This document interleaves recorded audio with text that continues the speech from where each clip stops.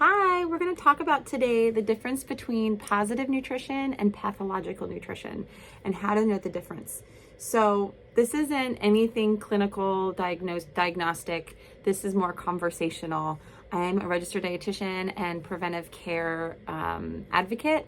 I have a PhD in public health prevention and lots of conversation around chronic disease prevention. I specialize in eating disorders and body image and take 6 major insurances and cash pay clients. I'm located in Redlands but can work nationwide. So positive nutrition versus pathological nutrition, what that is this concept of, are these thought processes or behaviors, are they going to be pathological where it's going to promote disease? Or is it going to be supportive where it can enhance my relationship with food, body weight, and eating? So pathological is going to be excluding foods. So seeking out ways to exclude foods. Like I can't have carbs, I can't have fruit, I can't have these things. And so you're health seeking, but you're excluding foods that could potentially be beneficial. That would be pathological. You see this all the time. You see this a lot in media. You see this a lot in like influencer type of roles. And so that type of thinking or that train of thinking can be very fear-based, can be very objectified. While it might just be innocent in nature, it can snowball really quick. Another pathological behavior would be you're managing all of these to avoid disease, and it's coming from an anxiety or fear-based motivation where if I manage this, then I'm going to avoid this. So there's this sense of fear that I need to avoid all sugar because then I can prevent diabetes, which has some truth to it, but it becomes so extreme and the avoidance of sugar becomes out of fear, where that can create a fear response or a stress response, which will elevate the sugar anyway. So another pathological would be, if I adhere to this diet perfectly, then I'll be successful.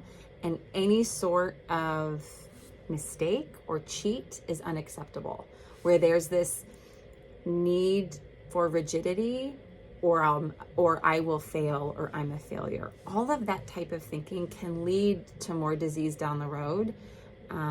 It might be needed in certain instances like epilepsy, or certain instances where the immediate intake of food is going to affect metabolism or going to affect certain bodily states like digestion.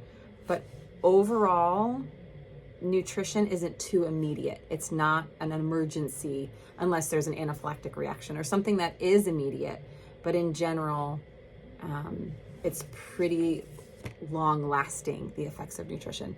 A positive nutrition, so on the other end, ways you can note that your relationship with food is intuitive or positive is you're really motivated by just this really grounded, I just want to feel healthy. Healthy is a very subjective term. I just want to feel motivated just to kind of live a healthier lifestyle, not necessarily avoid disease. I feel accomplished when I do this, but I'm also allowed a little bit of flexibility and listening to my needs. I can also enjoy my food. So enjoyment takes being present, and I can actually taste my foods, and I can sit in stillness at the meal, not counting things or being stuck in the past, being afraid of something that's happened to you in the past. And I'm trying to figure out what foods I can add.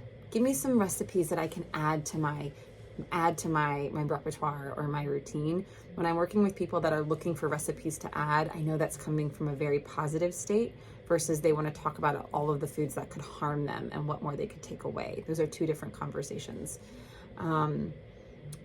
Positive nutrition is also something that's going to lead to physical functioning. What can I do to fuel my run? Not what can I do to run more to burn the fuel off? Now, I get that's sometimes semantics, but the body is meant to use fuel wisely. And if you're seeking out weight loss, you can do that from an abundant and positive nutrition sense, not necessarily a fear-based restrictive sense. All right, so this is just from, where is this from? This is Understanding Nutrition. This is from, they were given permission, this is not mine, But this is just from a document that I like to use with patients, understanding the difference between orthorexia, pathological nutrition versus positive nutrition. I hope this is helpful. If you have any questions or if you find this information, just follow along and subscribe for more. Okay, bye.